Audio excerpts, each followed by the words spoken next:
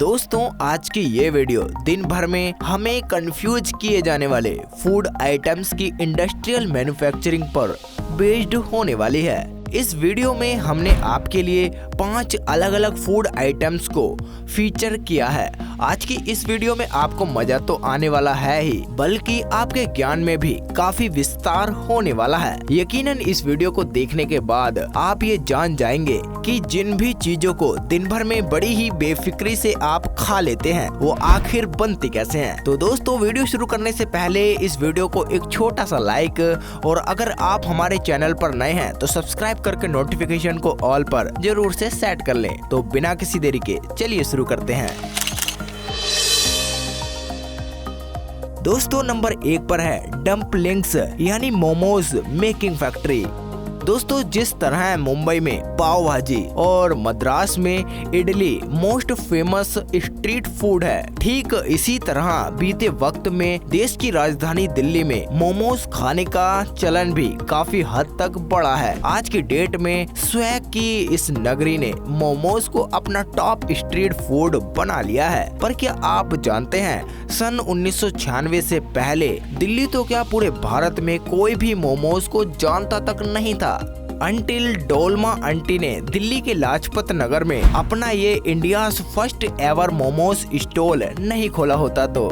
But originally ये एक Chinese Tibetan dish है जिसे चाइना में डम्पलिंग्स कहा जाता है। तो आइए देखते हैं कैसे बनती है ये डम्पलिंग्स। इन डम्पलिंग्स को तैयार करने के लिए इन फैक्ट्रीज में इन मशीनों का इस्तेमाल किया जाता है, जिससे काम 10 गुना ज्यादा स्पीड में तो होता ही है, साथ ही हाइजेनिक भी मेंटेन्ड रहती है। इस प्रोसेस की शुरुआत डम्पलिंग की फिलिंग से भरे इस कंटेनर से होती है, जहां पहले ही पत्ता गोभी, गाजर, फाइन चॉप्ड ग्रीन चिलीज जैसे इंग्रेडिएंट्स को प्री मास करके रखा जाता है। और इसके बाद जैसे ही दूसरी ओर डो तैयार हो जाता है तो ये मोल्ड्स अपने हिसाब से इस डो की शीट को काट सांचे का आकार दे देते हैं, जिसके बाद इस डिस्पेंसर में से ये फिलिंग निकलकर सीधा डो से बंध जाती हैं, जिससे कि डम्पलिंग बनकर बिल्कुल तैयार हो जाती है। बस ये रोबोटिक्स आर्म इन सभी मोमोज को उठाकर इस ट्रे में रख देते हैं, जिसे कि आगे चलकर स्टीम यानी भाप के बीचों बीच से गुजारा जाता है, जिससे काफी हद तक मोमोज स्टीम्ड होकर पक जाते हैं। बस अब क्या इन्हें पैकिंग के लिए इस कन्वेयर बेल्ट के जरिए इस पैकेजिंग मशीन के अंदर भेजा जाता है, जहां ये मशीन इन सभी ट्रेस पर रैपिंग और कार्टून्स में इसे पैक कर देती है और फाइनली ऐसे बनकर तैयार होते हैं रेडी टू ईट मोमोज। यहाँ हम आपको बता दें कि यहाँ पर तरह तरह की ऐसी ही चीजों को तैयार किया जा सकता है, बस केवल उसके अंदर डलने वाले इंग्रेडिएंट्स को बदल कर। जी हाँ दोस्तों नंबर 2 पर आपको दिखाते हैं चोकोबार आइसक्रीम मैन्युफैक्चरिंग। यहाँ इस आइसक्रीम बार को बनाने के लिए सबसे पहले इस ब्लेंडिंग कंपार्टमेंट में कुछ बेस इंग्रेडिएंट्स जैसे sugar, coconut oil, milk solids यानी कि स्किम्ड मिल्क से बने पाउडर को ऐड किया जाता है, जिससे कि एक बेहतरीन मिश्रण बनकर तैयार किया जाता है। इस रॉ बटरन के तैयार हो जाने पर अब बारी आती है आगे के प्रोसीजर को फॉलो करने की, जिसके लिए इसी सेम कंटेनर में फर्दर कुछ और इंग्रेडिएंट्स जैसे ग्लूकोज सिरप, परमिटेड एमुल्फिशर, स्टेबलिशर्स और बेहतरीन टेस्ट और अरोमा के लिए फ्लेवरिंग एंड कलरिंग को ऐड किया जाता है, जिसके बाद ये जबरदस्त बटरन बनकर बिल्कुल तैयार हो जाता है। हालांकि अभी भी ये आइसक्रीम बनने के लिए कोसों दूर होती है, मगर अब इसे फाइनल स्टेप में ले जाया जाता है, जहां इस प्रिपरेशन डेस्क पर इस डिस्पेंसिंग मशीन के जरिए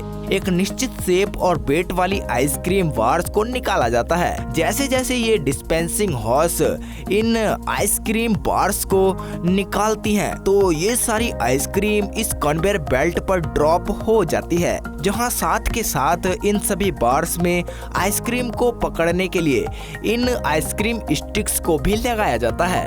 और अब हमारी आइसक्रीम डार्क चॉकलेट के इस स्वादिष्ट ट्यूब में डुबकी लगाने के लिए बिल्कुल तैयार होती है।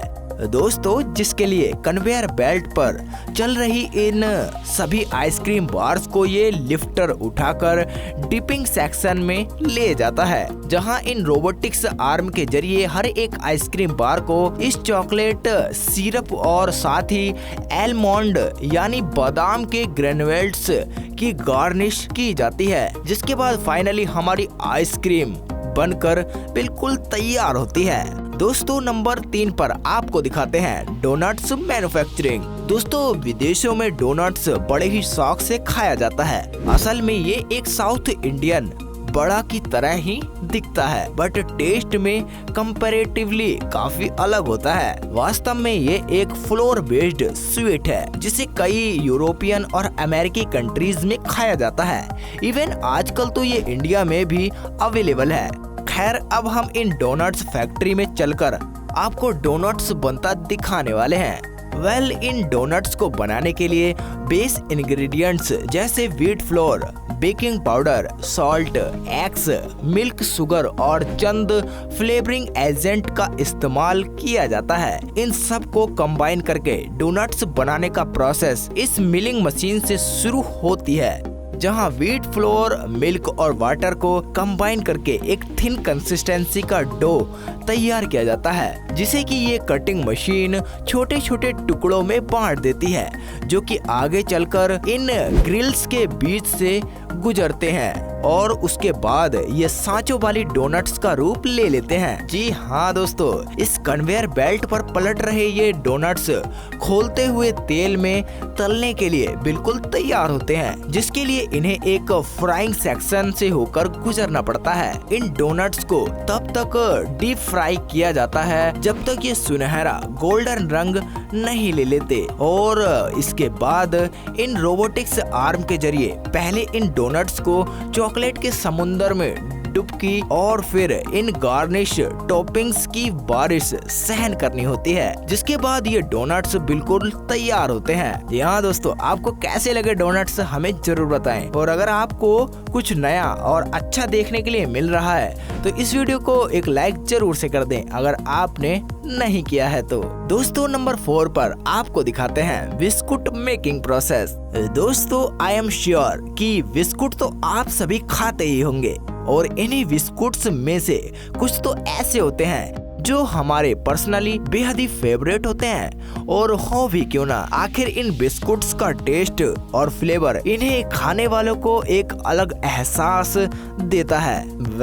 इन क्रीम सैंडविच बिस्कुट को तैयार करने के लिए इनके कुछ बेस इंग्रेडिएंट्स जैसे wheat flour, water, milk, edible oil और हाइड्रोजेनेड बटर को इस मिल्किंग मशीन में डाला जाता है, जिसके बाद इसका एक डो बनकर तैयार हो जाता है, जिसे कि एक्चुअल में बेक करने पर बिस्कुट की बेस लेयर्स बनकर तैयार हो जाती है। पर बात यहीं खत्म नहीं होती, बल्कि इसका सबसे इम्पोर्टेंट पार्ट जिसे कि आप बचपन में चाट चाट कर खाते थे, जी हाँ सही समझे, हम बात कर रहे हैं क्रीम की। इस क्रीम को तैयार करने के लिए कुछ artificially flavouring, aromatic agents, sugar और स्मूथिंग रेगुलेटर को ऐड करके ये जबरदस्त क्रीम तैयार कर लेते हैं, जिसे कि इस डिस्पेंसर के जरिए इस बिस्कुट पर लगाया जाता है, और फाइनली ऊपर से दूसरे कुकी को रखकर बंद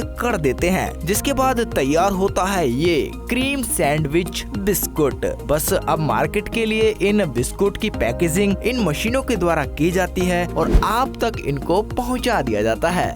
दोस्तों नंबर 1 पर आपको दिखाते हैं MRE फैक्ट्री। दोस्तों MRE का फुल फॉर्म होता है मील रेडी टू ईट, यानी पैकिंग में बंधा वो खाना जिसे आप जहां कहीं भी बड़े ही आसानी से और सुविधा के अनुसार बेहद ही आराम से खा सकते हैं, चाहे आप ट्रैकिंग कर रहे हों या फिर जंगल कैंपिंग।